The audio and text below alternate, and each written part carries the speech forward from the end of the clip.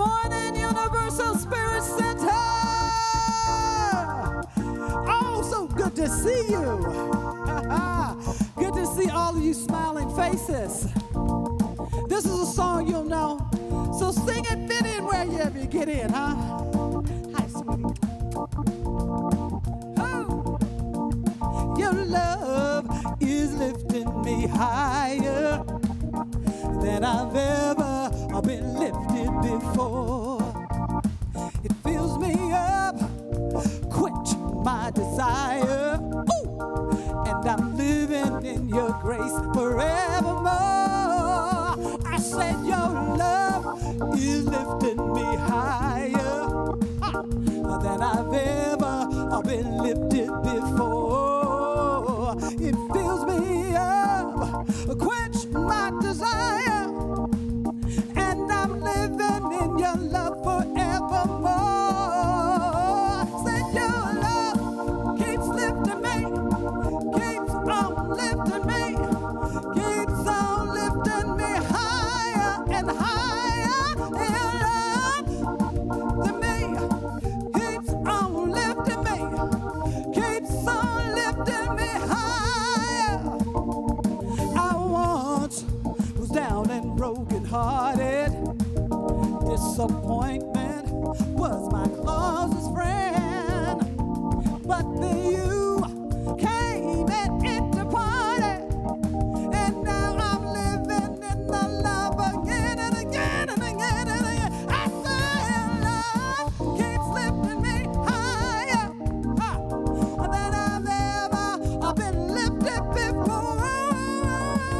Fills me up, quench my desire, and I'm living in your love forever. Go ahead, Jeff.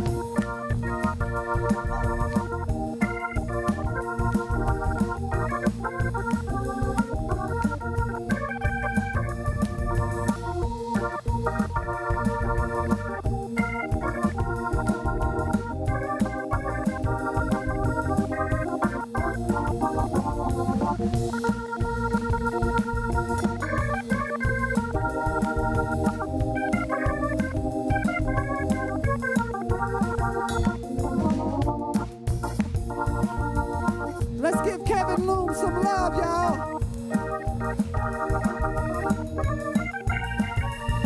I once was down and broken hearted. Disappointment was my closest friend, but the Spirit came in, soon departed, and now I live in the love of grace again and again and again and again. I said your love keeps lifting me, keeps on lifting me, keeps on lifting me high. I said your love on lifting me, keeps on lifting me, keeps on lifting me high. Your love keeps on lifting me, keeps on lifting me, keeps on lifting me higher. Let me hear you say, your love keeps lifting me, keeps on lifting me, keeps on lifting me higher and higher, higher and higher, higher and higher, higher, higher, higher. Keeps lifting me, keeps on lifting me, keeps on lifting me higher and higher and higher and higher and higher.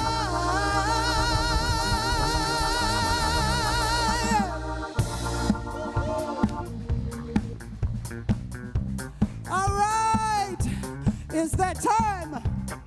If you got a cell phone, text somebody, call somebody, tell them you're having a great time at Universal Spirit Center. And you online, send a share, tap a like, let them know where you're having a good time at. This is our conscious giving song. I sing my love. I know you know it. Here we go.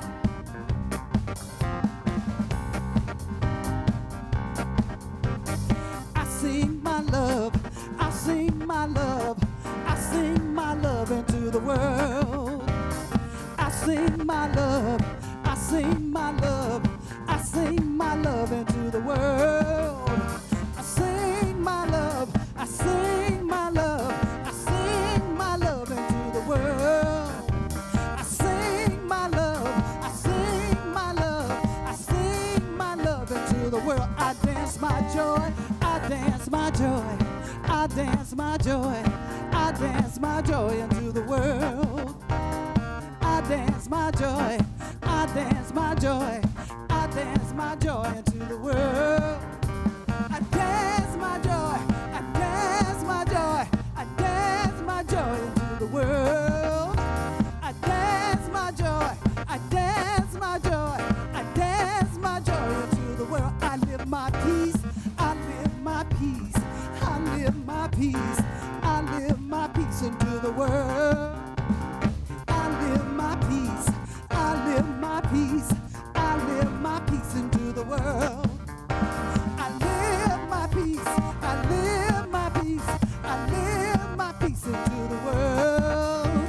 I live my peace, I live my peace, I live my peace into the world. All right, come on.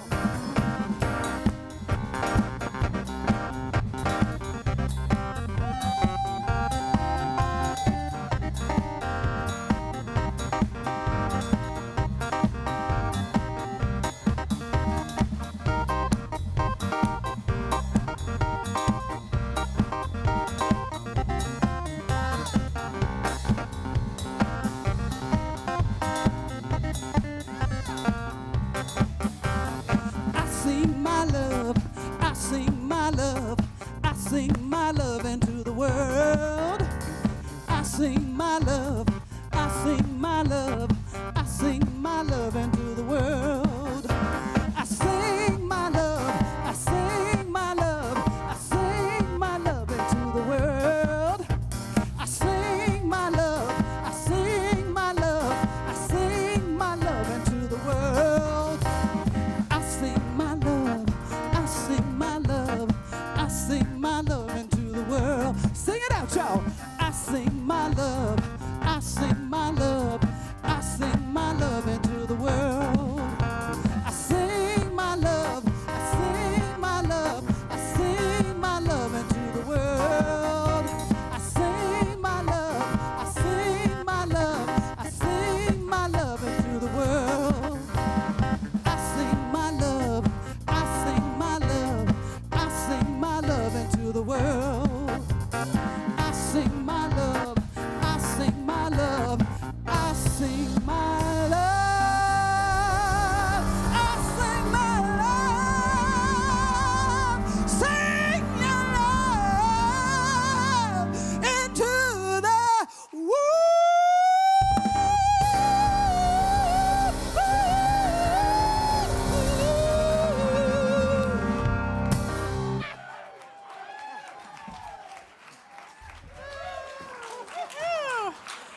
Whew, aren't we so blessed? Man, I want that every morning. Get me going. I'm ready for the day. Good morning. I'm Rev Sarah, and Rev Kevin, our senior minister, is away right now. He had surgery this week on his vocal cords, so we won't get to hear his sexy, raspy voice anymore that he talks about. The procedure went real well. He's actually recovering nicely, and he thinks he'll be back next week, so he'll be back on Sunday. So anyway, if you're new to us, welcome to Universal Spirit Center. We are a community dedicated to beholding the divine presence, the loving presence that wants to know itself as us individually and in each other. We're committed to individual transformation and global transformation, healing on a global level. So welcome. We're so glad you're here. This is a loving place to be. Yes, thank you. So great. I think I do announcements now, right? I think. We're gonna start. Sorry, we changed up. Sometimes we change the order, and I'm like, okay, I'll flow with it. So I'll start with an announcement for myself, and then we'll have some friends come up and do announcements. But first, I think we start. Do we do something with family and youth? No. Okay. We do have youth ministry in the house today. Woohoo! Yay, Johnny and Simon. Thank you. And we have some new friends today. Woohoo! Okay. So I'll start with our announcements. I'm going to say that I am starting a book study this Thursday over across the street. It'll be in person and hybrid. We are going to read and experience Roaring Like a Goddess. It's by one of my favorite authors, Acharya Shanya, and she's a spiritual leader from India. And we'll get to step into greater qualities of expression of power, love, freedom, presence, and do that through the lens of different Hindu goddesses. So if you're interested in that, you can sign up on the Yes table out on the walkway there and talk to me after the gathering. We'll be, like I said, 4 Thursdays starting this week, and I look forward to seeing you then. And I will, and my beloved home group leader, Amy, is going to come up and share about home groups and our upcoming community meeting. Thank you. Good morning. My name is Amy Ringler, and I'm a co-leader of one of the home groups at Universal Spirit Center. Shout out to the Soul Sisters. I just wanted to take a few minutes to talk about home groups and to encourage you all to join us for the home group open house next Sunday. So what are home groups?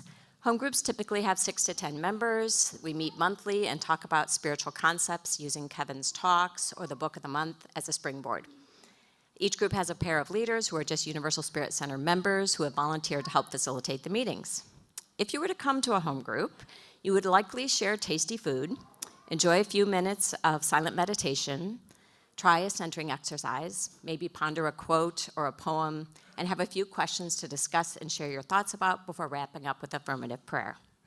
And while most of these groups share that common structure, there's also a lot of variety. Some groups meet at night, some by day, some on the weekends, some on the weekdays. Some meet in their leaders' homes, others meet in a park or travel each month to different members' homes. Some are single-gendered, some are co-ed, some online, some in person. All of that to say there's probably a group for you. If you come to the meeting this next Sunday, you'll get a chance to kind of see home group in action because we're going to break up into little small groups and kind of have a mini meeting, and you can come to check that out, meet some of the leaders and the members, and see if it's right for you. You can talk to Sarah, you can talk to Lee, myself after the meeting, check the Yes table. It will have the address and additional information. And I just wanted to close on a personal note to talk about, share a little bit about what the home group has meant to me. I'd say one of the biggest things is I found friends. And I think friends are not always easy to make in adulthood, and especially friends that you can talk about meaningful life issues with. I think I've also had enhanced self-worth. It's a place that I can just show up and be seen and heard and valued for being just who I am. I've also found balance. I admit sometimes I show up to my group, I might have a heavy heart, I might feel a little depleted, and yet when I leave, I always feel uplifted, energized, peaceful, and centered. I've also found support. I've been supported unconditionally by my group in the good times and the bad times. My group was there to celebrate with me when I got married last year at Lana's my wedding, and as a side note, the Soul Sisters can dance. They were also there to provide support and tender prayer and hugs for me when I lost my job unexpectedly after 23 years a few months back, and they were there as well. And I guess I'll just close with saying one other thing I really appreciate about my home group is it's a chance to be reminded of the oneness of life. I admit I kind of get wrapped up in my humanness and my busyness, and I get focused on all the things I need to do or all the things I didn't do or all the things I should do. And my home group is a chance when I'm having a discussion with them. It makes me feel present in a spiritual and intentional way, and I realize the interconnectedness and the beauty of life. So if any of this interests you, come join us next Sunday at the home group meeting and see if it might be a fit for you. Thanks. Have a good morning.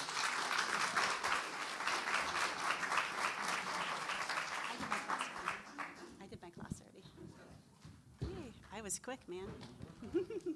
Good morning. I'm Bob Mozai. I have the rest of your announcements. Before I go through all this stuff, if you have any questions, especially for you people online, check out our website. And then if you have any questions, contact Lee. Not me. So we begin with our history. On this day in 1870, Hiram Rhodes Revels was elected to the U.S. Senate representing Mississippi, becoming the first African American to serve in the U.S. Congress. Upon his arrival in Washington, some white officials tried to declare his election null and void, claiming that Mr. Revels was ineligible for the Senate because, like all black Americans, he was not a citizen until the passage of the 14th Amendment. To overcome racial inequality, we must confront our history and recognize how inequality is participating in all areas of our lives. We are all part of our history. Racial Equality Project's call to action: the Lunar New Year, also known as Chinese New Year, is celebration of a new year that begins Sunday, January 22nd, and ends on Sunday, February 5th. It's celebrated around the globe. The San Diego Chinese New Year Fair will take place February 4th and 5th on the corner of J Street and 3rd Avenue downtown. It's fun for the whole family, so come out and join us. Awakening Wednesday. Join Toby Geis online and in person for healing breathwork. Don't forget your yoga mat, and that starts at 6:30 p.m. Reverend Kevin's having a book study, Living Untethered, begins Wednesday, February 1st, runs 4 Wednesdays, 6:30 to 8 p.m. at the office. Sign up at the Yes table or register on our website. And finally, Spirit in Action. Once a month, we help downtown at PATH, People Assisting the Homeless, to prepare and serve meals. Come volunteer. Next date is Tuesday, January 24th at 5 p.m. Check out the QR code at the Yes table to sign up for that. Look for Reverend Kevin's picture. So speaking of deer, what do you call a deer with one eye?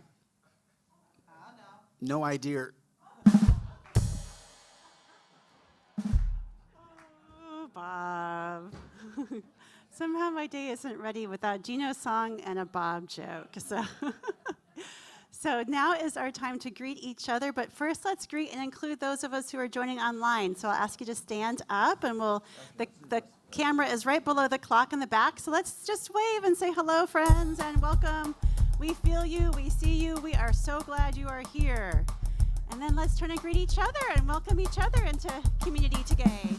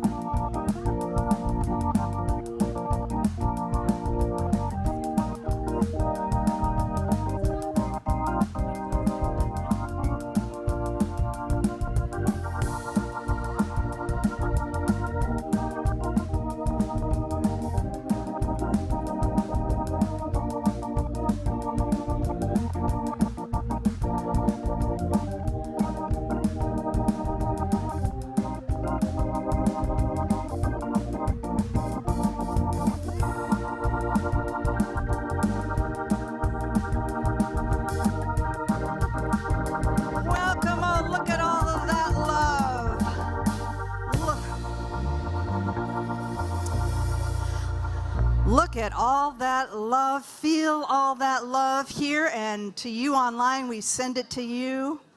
I invite you to take your seats, and we'll go into our time of meditation in just a moment.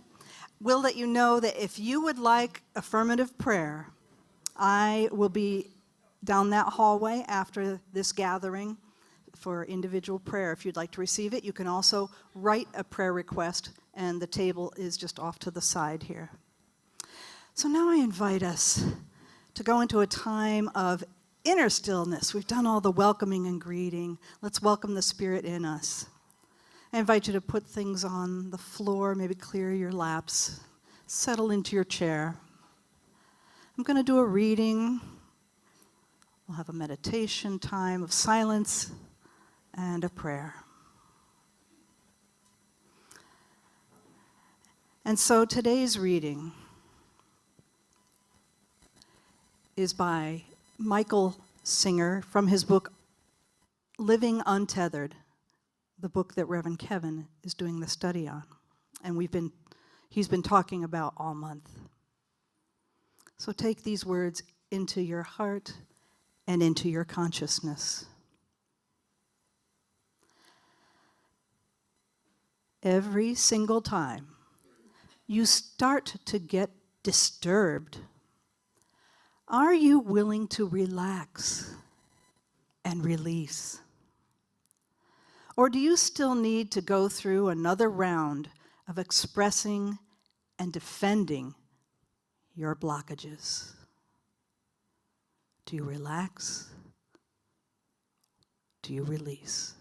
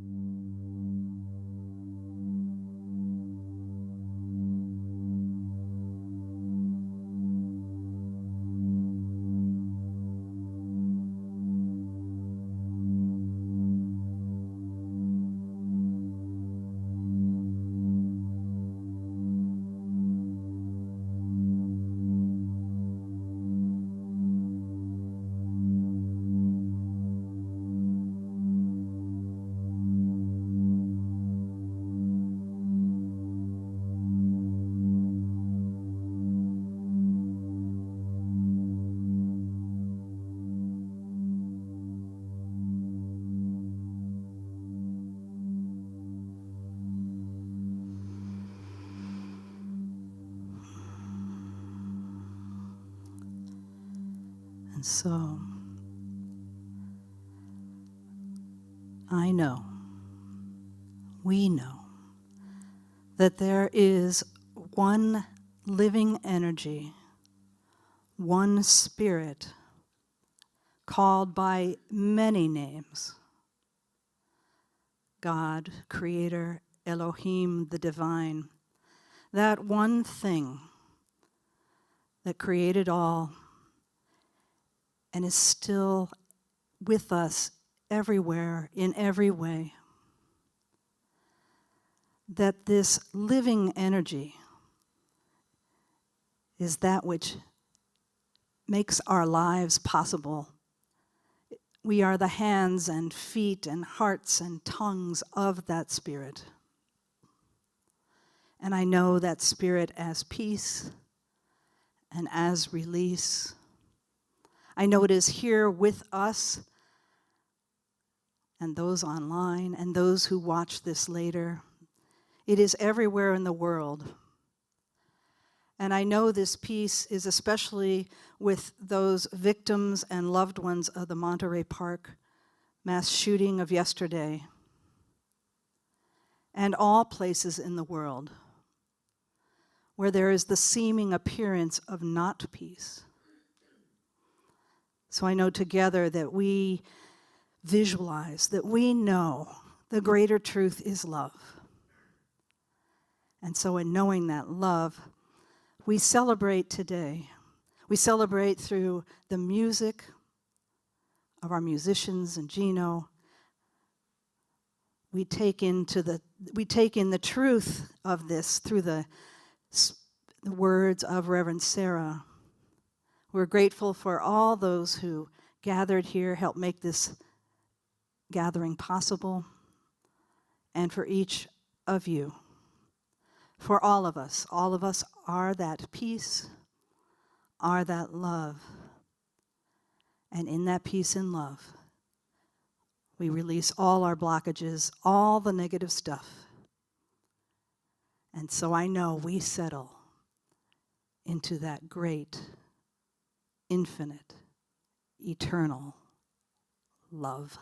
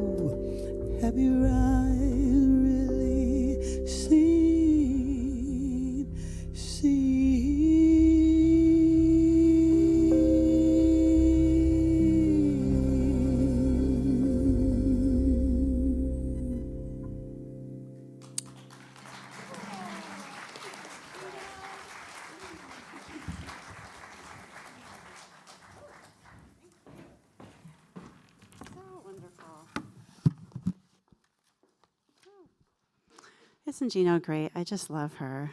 That's really,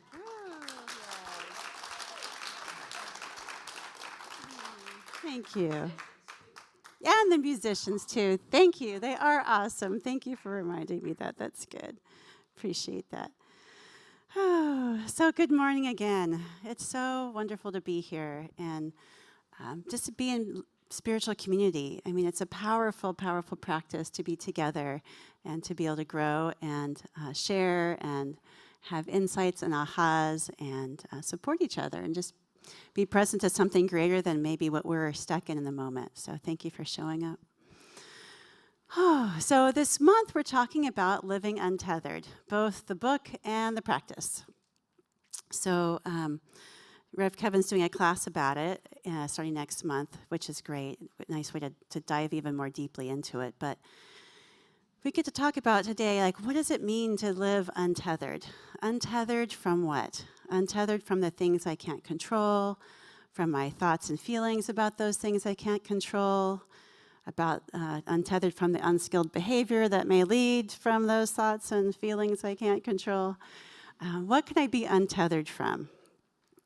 And it's living untethered. It's being untethered to that sense of powerlessness, maybe untethered from fear, from doubt, maybe untethered from worry or dread, or untethered from our beloved inner critic.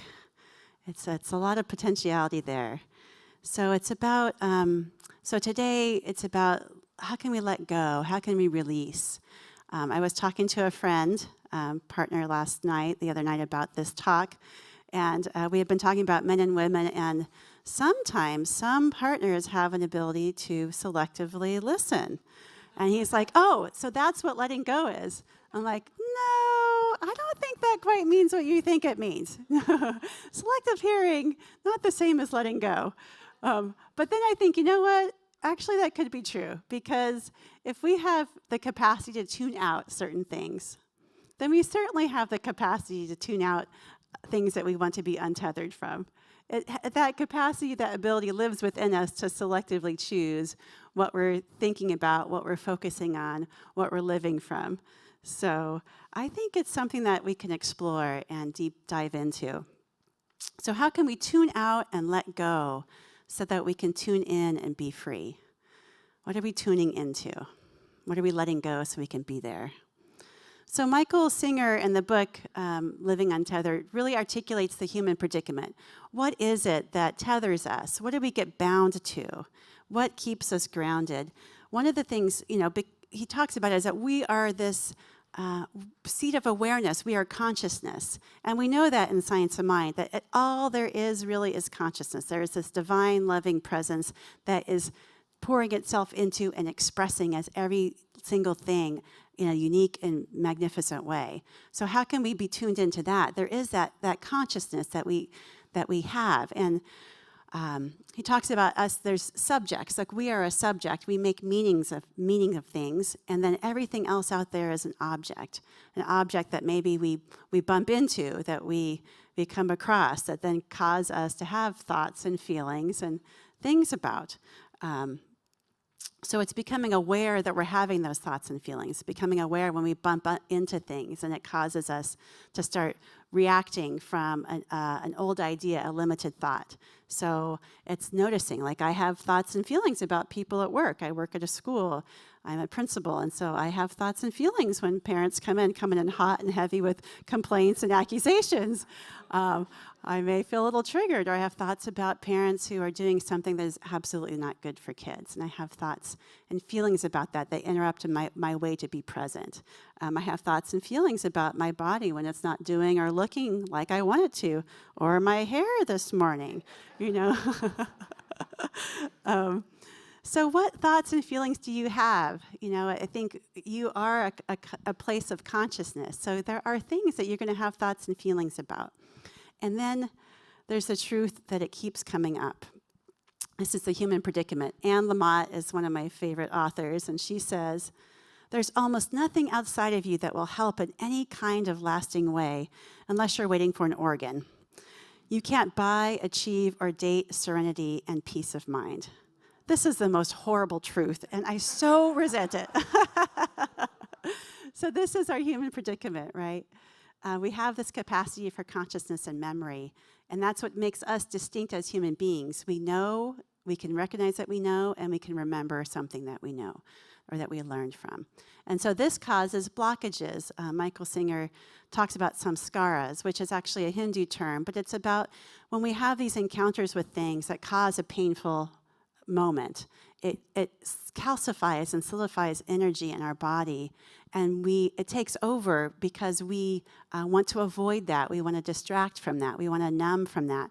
But really, all of that effort keeps us locked in that place that we were when we experienced that samskara. So I was thinking about this, like where does this happen?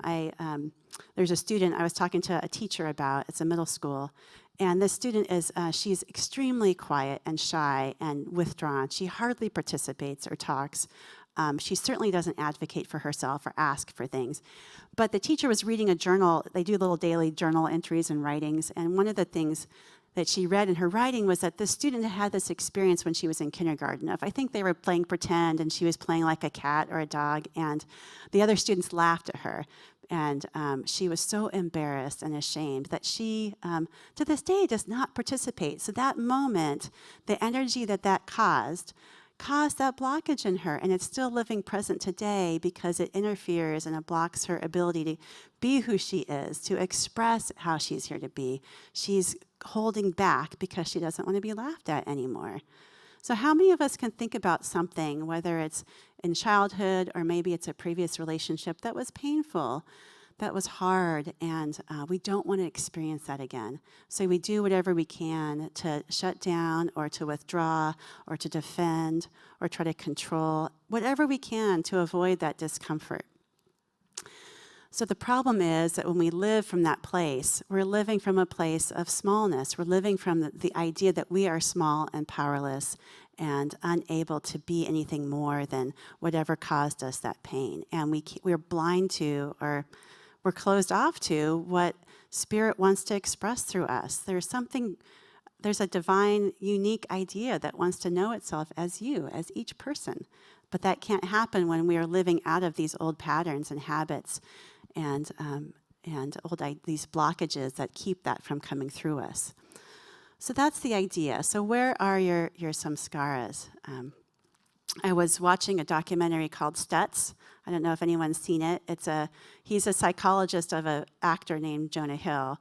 But Jonah was so beholden to, I just loved his method that he did this documentary on him. And so he has some really great visuals that talk about these ideas. And one of them is the maze, and how when we're living out of these old stories, these old samskaras, these blockages, we get caught in this maze.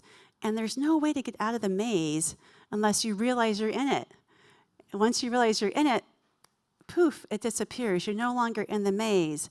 You're no longer unconsciously running it. You are now a conscious being that's aware that you're in the maze. Now you're really living into that seat of awareness that you are, that we all have that capacity to be. So it's about, okay, waking up and realizing that. And I think we all know that. And I think we all have had, I'm sure most of us here have read umpteen spiritual books or listened to umpteen talks or had whatever ahas or TED Talks or workshops or therapy sessions. And there's a difference between knowing what you know, knowing what you should be doing, what the truth is, and actually like living into it and doing it.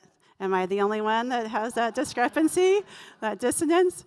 Okay, I belong to a 12-step group that centered on relationships, and I can't tell you how many conversations and how many stories it's like, I know better, but I went back to that same relationship again and again.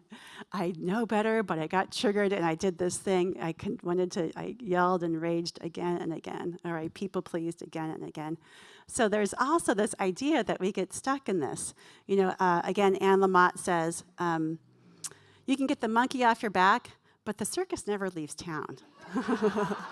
That's some other bad news, I'm telling you. So, so we get to practice.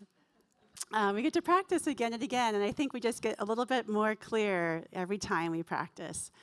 Thinking again about that sense of addiction and how I see this cycle repeated in myself and in others, I think about really the root cause of addiction is a lack of belonging. Like at the heart of whatever it is, substance abuse, relationship patterns, whatever the addiction is, it's really a lack of belonging in ourselves and a lack of belonging with others.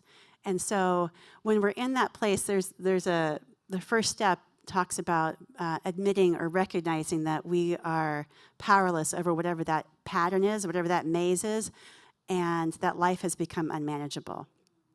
But I think when we're admitting that and we're recognizing that, we're in a smaller place. We're belonging to our limited self. We're belonging to that self that was, made fun of when we were 5 and not willing to move out of that. We're still living in that old, small, constricted person, the one that was hurt or harmed. And the true belonging is recognizing, like once we see that, we can also remember, instead of remembering the pain of that moment, or in addition to remembering the pain of that moment, we can remember that we belong to something greater than ourselves. We belong to this love, this vast loving consciousness that we call spirit or God or infinite, that wants to be us, that has this opportunity for us to be conscious at this moment in time on this planet. So we can remember and belong to something greater the moment we notice it, the moment we notice that we're doing the maze one more time. It can dissolve. And we can think, I think for me, like when I notice that I'm in something, if I can catch it, I can think, who am I being right now? Who am I showing up as? Is this really who I want to be? Who am I really? Because who you are, who I am, who all of us are, is part of something greater than just that moment where that person, where I may feel powerless, or I may feel triggered, or I may feel defensive. I may want to back someone up. I can be more than that. I have to remember that a lot with some parents. I'm just being real, So, an even deeper level to this is like spiritual graduate school, is remembering that when I come up to something, when I catch myself doing the monkey, I'm back with the circus, I'm back with all the bears and the lions and the monkeys and the clowns and the car. I can say, okay, this is not only, I can notice it, but then I can say, this is actually here to serve me. Because the moment I see it, it actually can help me heal whatever caught me up with those monkeys. I can notice it. And so it's like, not only is it noticing, but it's like, oh, okay, this is here for me to become healed so I can be a larger, bigger presence of who I'm here to be. Michael Singer says, if you constantly let go, you will eventually achieve a state of perpetual presence. You will be established in the seat of the self, and you will never leave that seat again for the rest of your life. No matter what happens, no matter who dies, no matter who leaves you, no matter what. All that stuff can still come up, but you will have the power to decide what to do with it. So he offers some tools for that, to let go, to allow it to serve you. The first tool is mindfulness. And I think mindfulness is the first, last, and all there is. That once we're mindful, once we're catching ourselves, then we are in the seat of the presence. We are in that consciousness that is more than this limited, finite experience. So we get to do mindfulness. We get to practice in all the ways that we do whenever we can catch ourselves. We have Science of Mind. We have tools. We also have things like affirmations, which he talks about, or mantras. We can say things. I can remember several times when I've been in the monkeys have been having their way at 2 a.m, and I am wide awake and watching the show, and I don't want to be. And so but I can remember some songs, like sometimes songs like spiritual songs will run through my head. And that's a great earworm to have, is like a spiritual song with some truth. So I can just sit back and think, okay, I'm going to interrupt this train of thought because it's not doing it on its own. And I will sing, just hum something or remember something like I am the light or Om Shanti Om. Just something that can interrupt that thought and get me on back into a deeper truth. So there's definitely some tools, or prayer. I think that the prayer that really helps for me unhook, and I've been living with this recently, is the metta prayer. So sometimes when it's a really sticky situation, I don't know if you can think of something in your experience that is really sticky and you find yourself stuck in that place. It's just like an eddy or a quagmire, and you can get stuck there, whether it's with a particular relationship or a situation at work or maybe a health situation. The thing that really penetrates, I think, is not only awareness, but loving kindness. In Buddhism, there's two wings to the bird of enlightenment or the bird of consciousness. One is wisdom and awareness or consciousness, but the other is love and compassion. And so sometimes that love and compassion is the only thing that will cut through, because otherwise I think we can judge ourselves for judging ourselves. We can notice it, and then we just keep judging ourselves because we're stuck one more time, and we're circling. So the metta is something that really can support that loving kindness to help get through that. So I can think about a situation where I have a little guy, a 5-year-old at school, who's challenging. The way his mind and his brain and his sensory system works is not like anybody else I've ever met. And things frequently trigger him. And when he gets triggered, it's a big reaction. And he's all over the place in the classroom, and then he's off to the races, running across campus, and I'm chasing this little guy. And so I found myself chasing this little guy in the rain the other day, and I was not happy. I was not comfortable. I was uncomfortable. I was mad. I had things to do. I had an agenda. But when I'm in that place, it's my samskara, because what's underneath that is that I have an urgency because I want to do something. I have an urgency because I want to succeed, or I want to make something happen in my situation. I want to, and it's the fear of failure. It's the fear of not doing something right. It's the fear of not showing up.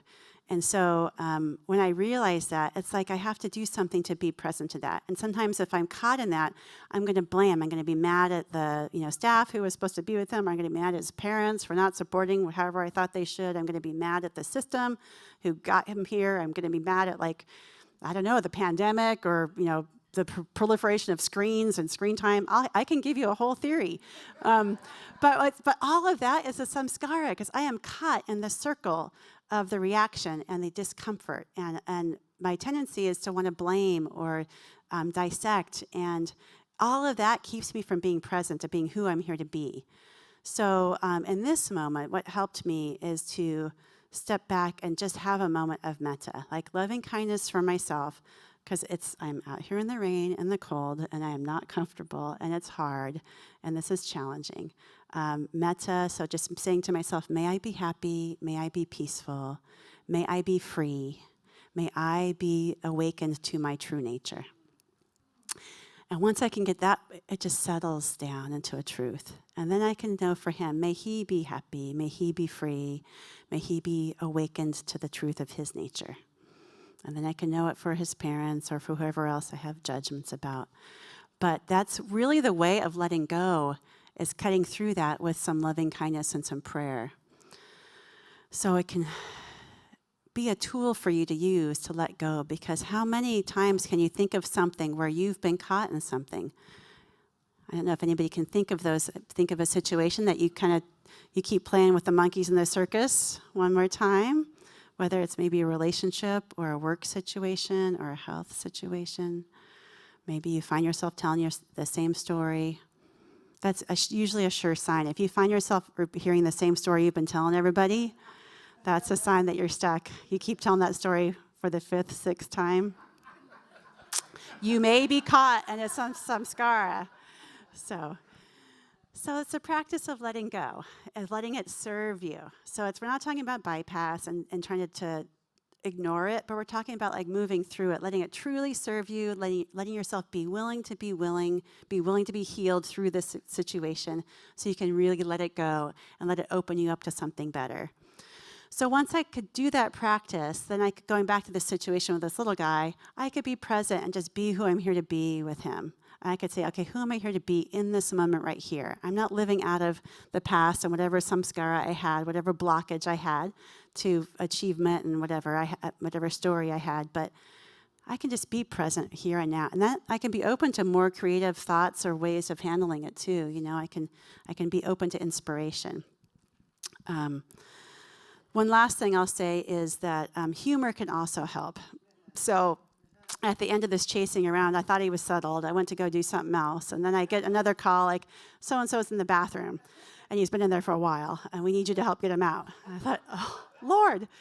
And so I get to the bathroom, and I'm going, and I'll just call him Avery. I'll say, Avery, you get out here. You've been in there way too long. You can't play in the bathroom. I start doing my principal thing. And then I hear this little voice coming back to me, Avery, you get out of the bathroom. And I thought, you know what he had done? I figured out he took his Chromebook, his laptop, with him to the bathroom, and this 5-year-old figured out how to record himself on the bathroom. So he's recording me yelling at him in the bathroom. And I thought, at this point, all I got to do is laugh. I mean, what else can I do, right? I got to stay out. I got to get out of this somehow. I certainly can't be stuck in this. This is a losing proposition. So I will say, letting go. Using metta, but also humor is probably the surest way to let go. So I'm going to invite us now to take a breath. And I'm going to invite you, we'll do a little practice ourselves. So I'm going to ask you to settle into your seat. I'm going to read a quote from Michael one more time that says, keep letting go. This entire spiritual path is letting go of yourself. What will happen if you do this? If you let the samskaras inside of you, if you let go of them, they will no longer affect your life, and you can be truly free of your past. This is what living untethered means. So I'm going to have you, for a moment, think about a situation where you may have a blockage, where you may get caught. Maybe it's something that you feel always happens to you, or something that you say, why do I do this? Why did I do this again? Or maybe it's a moment where you're feeling small and constricted. So when you have that moment, I'm going to ask you to just maybe zoom out. Maybe visualize the maze that I was talking about from earlier. Or maybe you can even visualize it as the circus. But just visualize stepping back from that. And when you're observing it, just observe it with some compassion.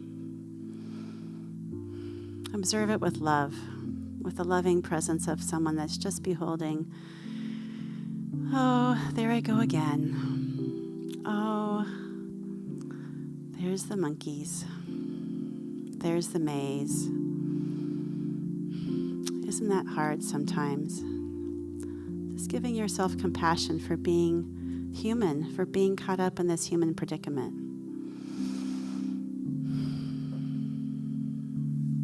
And then just let that love, that loving, compassionate observation, let that be where you're seated.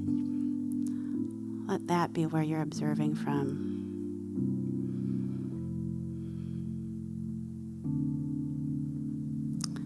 As you see, you can visualize this maze dissolving,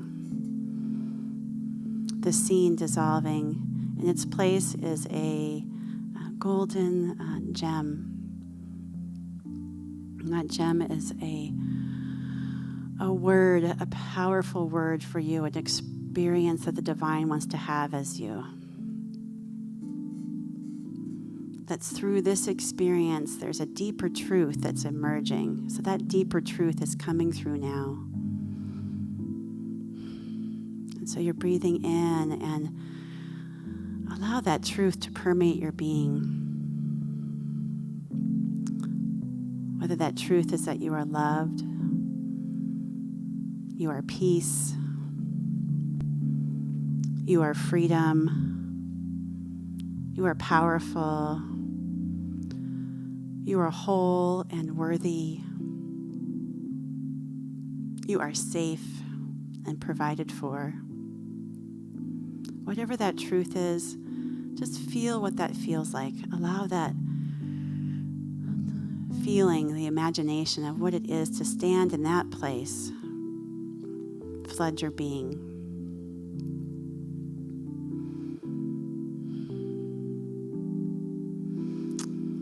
And so as we breathe in and allow that to be the healing balm that dissolves our blockage, or dissolves those things that keep us small, I will just end with knowing that truth, that divine quality, is the truth of your being, is the truth of all beings everywhere.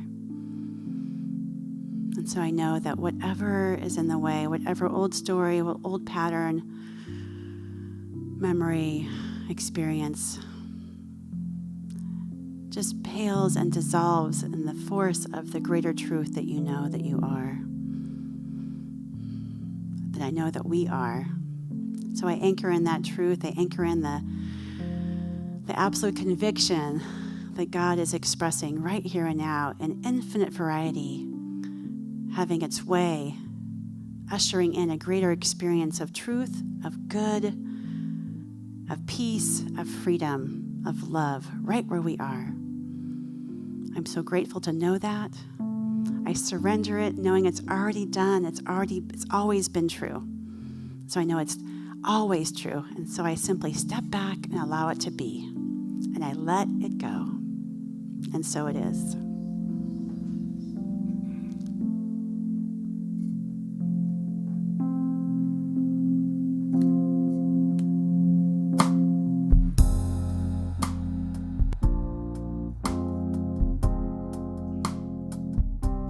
Trust love, trust love, trust God, that love is everywhere, that we are here to be the perfect givers of love and receivers of love.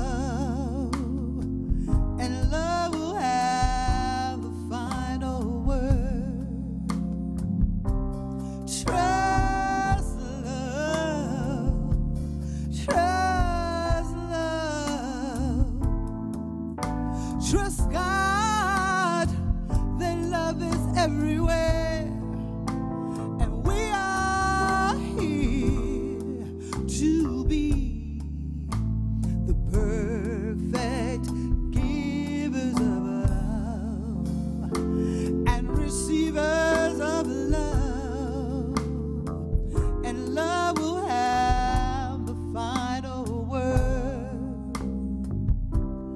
No one ever loses when one trusts love. For love is something that will never fail. Love is the essence of our being. That is known by always giving. Love judges not, and love believes.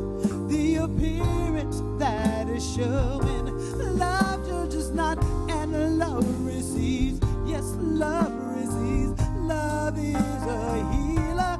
Oh, yes, it is. Love loves to love. Love loves to love. And we'll keep on being loved. And we'll keep on being loved. This is His holy way. So trust love.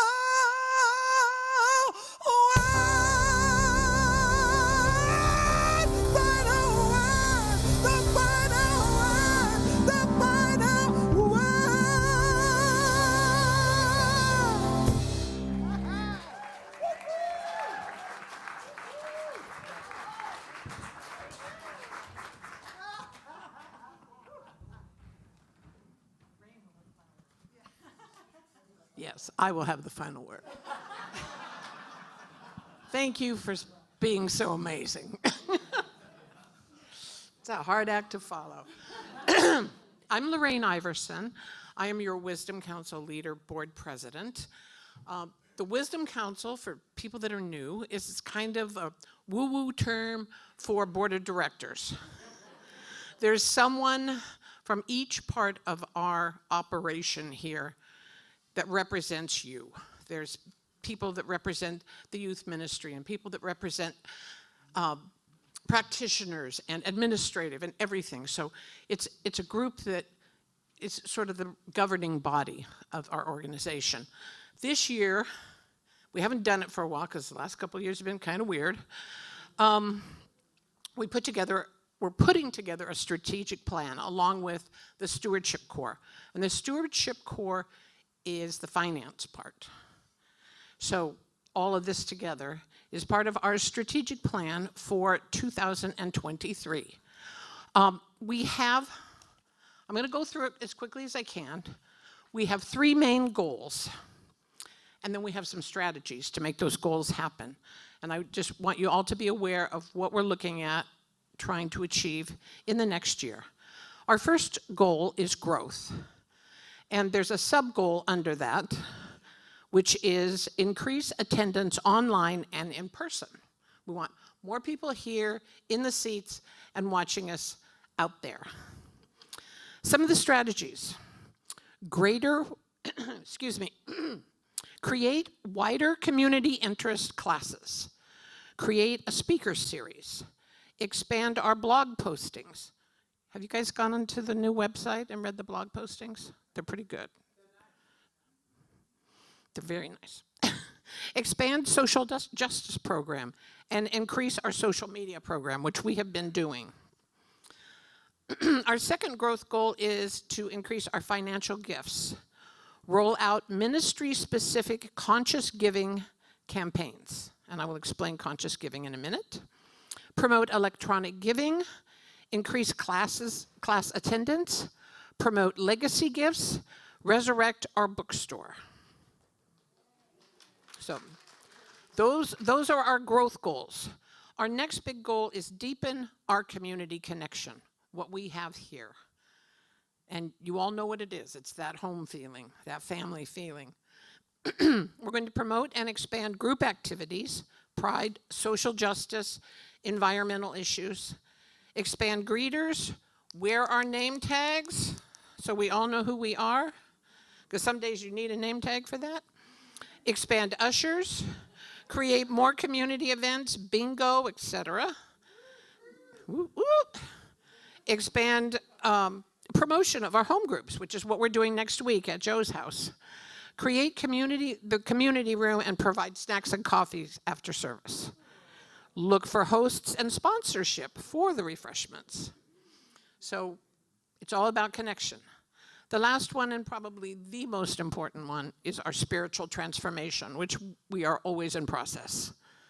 We're going to offer free introductory classes to Science of Mind to bring people in from outside of our immediate community that want to know more about this, what this magical thing is that we know. Encourage having a prayer partner.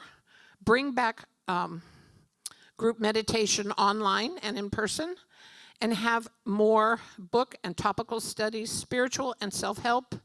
Expand the frequency and variety of our guest musicians. Thank you. If there's something that you think we should have on there, there is a place to go online. You go to the Get Involved tab, you pull it down, and you see Strategic Plan 2023. And there is a form there. There's a link, there's a form. Also, I'm going to be in the back. I'll be happy to hand you one of these. If you want to talk to me about goals, we can do it that way. You can turn a note in to me next week if you want to, whatever it is. But if you have any questions or you have any contributions to that, see me. There are going to be 2 more columns. When we finish all the goals and the strategy, there's going to be a resource column and a metrics column. The resource column is how we're going to do those strategies. What are the people? What are the finances? What are the equipment? What do we need to make these things happen? And then how are we going to measure it? So that'll be the final thing that you will see in February, because we're going to roll this into our Conscious Giving month. And the Conscious Giving month is the month that we all make a pledge to Universal Spirit Center for what we can contribute for the year that will grow these wonderful programs and all the other things that we're doing. One thing I did want to mention is the new home, looking for a new home is not on here, because that is an ongoing goal for the last few years, and we didn't include it in the new goals. So we are still looking for a new home, and when Rev Kevin gets back, he will update you on what's going on with that. So since we're talking about conscious giving, I will now put on my conscious giving hat and say that these are the reasons that I give to Universal Spirit Center, because of all the things we are doing to outreach to the community and to each other to help expand and transform us as individuals. And then Lee's going to talk to you some more and tell you some more good stuff. Let's give our Wisdom Council leader, Lorraine Iverson, a big hand. And let's also acknowledge Rev Sarah for her talk as well. Sherry. You have so many revs. So hi everyone, I'm Lee Armentrout, and this is our time for giving and receiving. And we've taken quite a bit of the time already. I just wanted to say thank you for the giving that you've already done. Thank you for your presence here. We're doing great things in the world. It happens individually, and it does happen globally. One of the ways that we give globally is that when you provide your donations, a portion of that goes out to organizations and individuals who support our vision for a world that is better than the one we've got right now.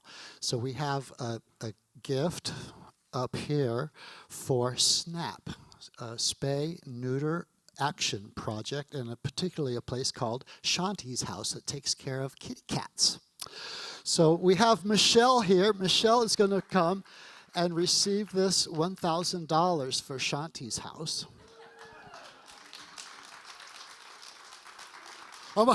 So her face I was like, is it $1,000? I think I'm quite sure it is. If it's not, I'll have to make that up in my own pocket. So she's going to share with us just a little bit about what Shanti's House does, and then you can meet with her out at the table outside afterwards. Here's Michelle. Oh, I'm in tears. Can't speak.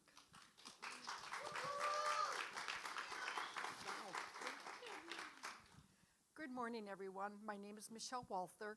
Oh, there we go. Hello, can you hear me? Yes. Oh, okay, because I can't hear me. Good morning, everyone. My name is Michelle Walther, and I'm the Executive Director of Shanti's House. And I want to say how grateful we are for your support of our work. I mean, I'm amazed.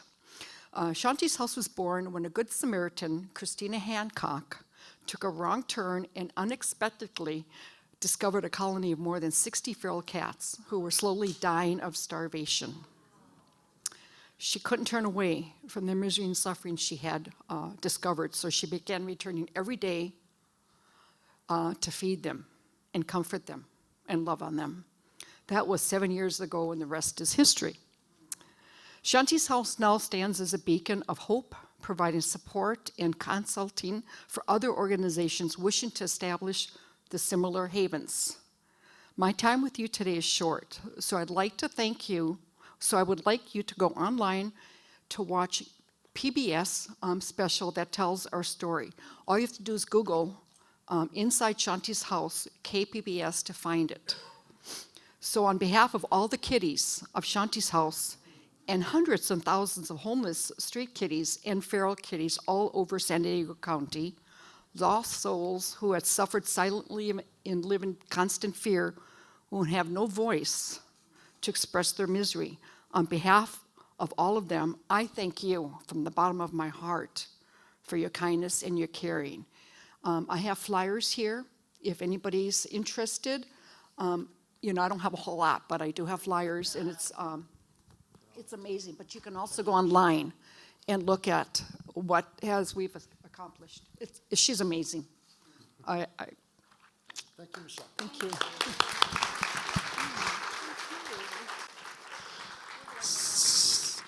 Down that way. Thank you so much. So if you have a suggestion for a Global Heart Tithe, if there's some place that inspires you, let us know about that. There is a tab on our website called Global Heart Tithe, and there's instructions on how to apply for that grant there. So let's all take a breath. Maybe let's all place our hands on our hearts right now as we consider this time of giving and receiving. Repeat after me if you would. As I give out, so I receive. As I receive, so I give out. Divine flow happening through me. And so it is.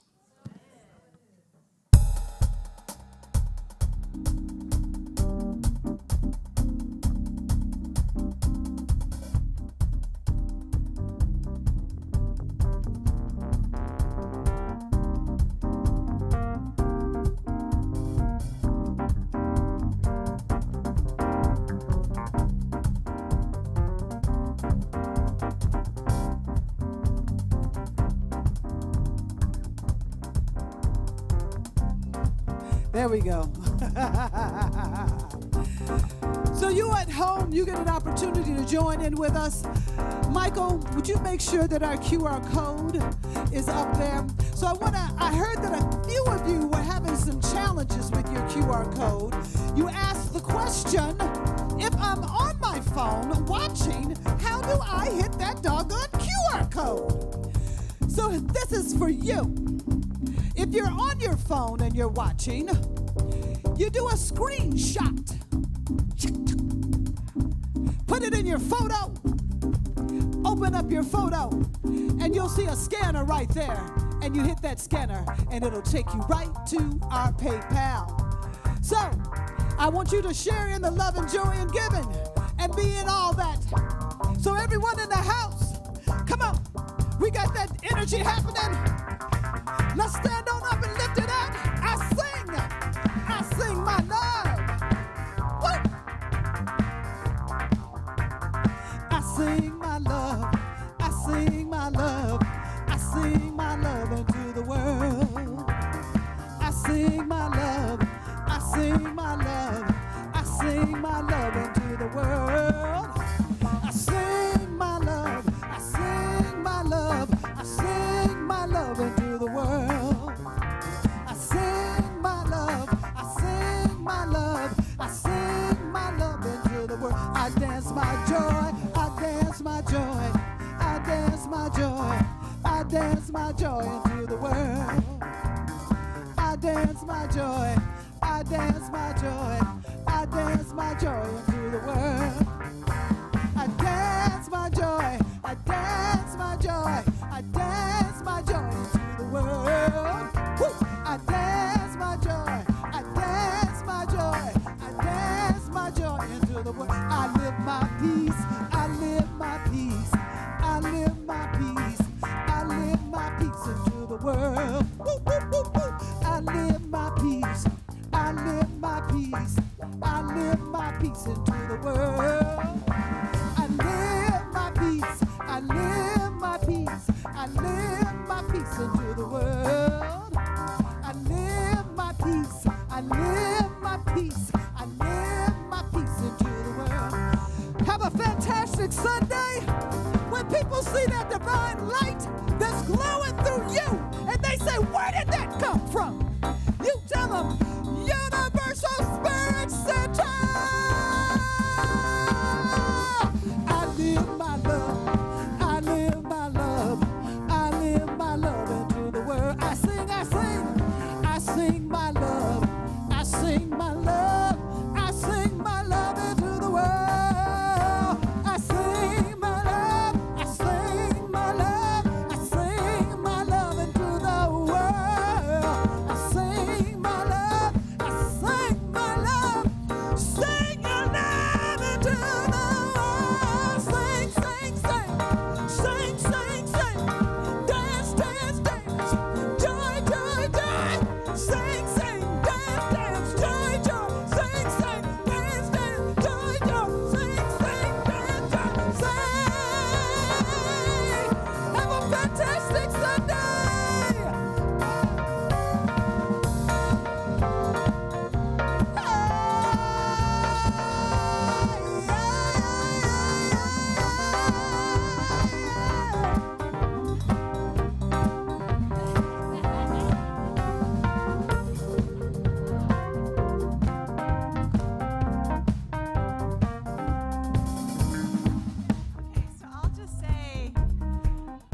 So taking in this lovely energy, I'm going to call forth our yes to healing, our yes to love and freedom, moving through whatever energy blockages we have. So we are fully expressed. So I give thanks for that. I know it's so, and I may go forth in that spirit. And so it is. Amen.